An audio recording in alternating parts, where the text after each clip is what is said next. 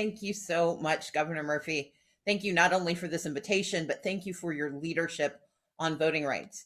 As you mentioned, New Jersey has been leading the way with automatic voter registration, with having the foresight and the humility to understand that redemption for those who've come out of our prisons and jails must include a reintroduction into the full measure of citizenship. As someone who's not only fought for voting rights, but has been working hard on the census, your actions taken to address prison gerrymandering are crucial, because we cannot build a stronger society if we do not include the needs of every person. And that's the fundamental premise of democracy. Not that we get everything we want, but that we deserve to have a say in the direction of our nation, in the direction of our states, and in the direction of our communities. And when democracy is undermined by laws that we have seen passed, not only in Georgia, but in Iowa, and laws that are under consideration in Arizona, in Texas, in New Hampshire, in Florida, in 43 states across this country, we are seeing an onslaught, an attack on democracy. And there was one Arizona representative who actually explained it. Essentially, he said that they don't want every vote to count. They don't believe that quantity matters, that it's about the quality of the vote. Well, my question is, how do you qualify the utility of a vote? I believe that citizenship in the United States of America is a premise that we must stand on, and it says that we have the right to be heard. We are going to lose some of the elections we want to win, and we're going to win some of the elections we never thought could be true. But we are always as a nation stronger when every voice is included. And that is why this work is so critical. In-person early voting says to Americans who have to work on a schedule that isn't based on an agrarian economy from the 18th century that their voices matter.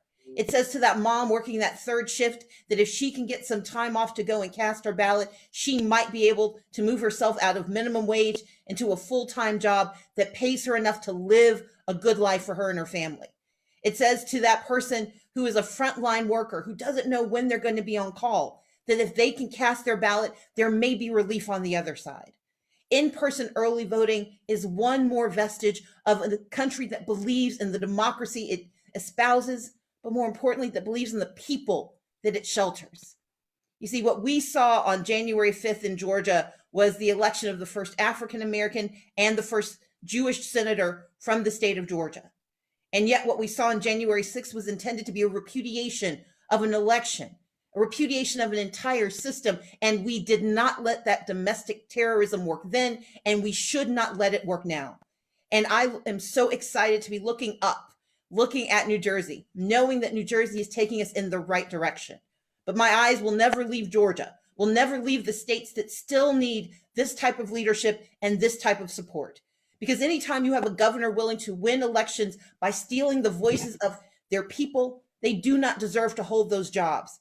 But it's up to us, the voters of America, to stand together, whether we're in Georgia, in Texas, or in New Jersey, to say that we are one nation under God, and that we are one nation whose democracy should not depend on our geography.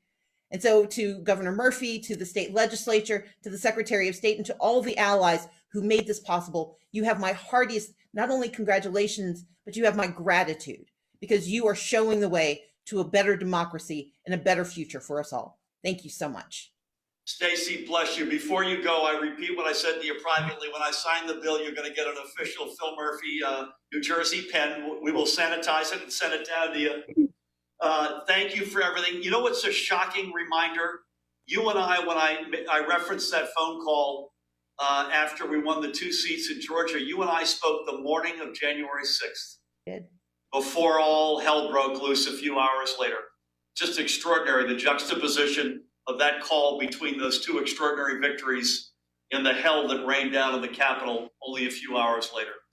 I know you got to go. Thank you so much. We look forward, once we start doing things in person, we have the red carpet out for you. We'd love to have you back up in Jersey. And in the meantime, stay safe, stay strong, and thank you for all you do. Thank you. Wow, that was a treat. And another treat. It takes a village.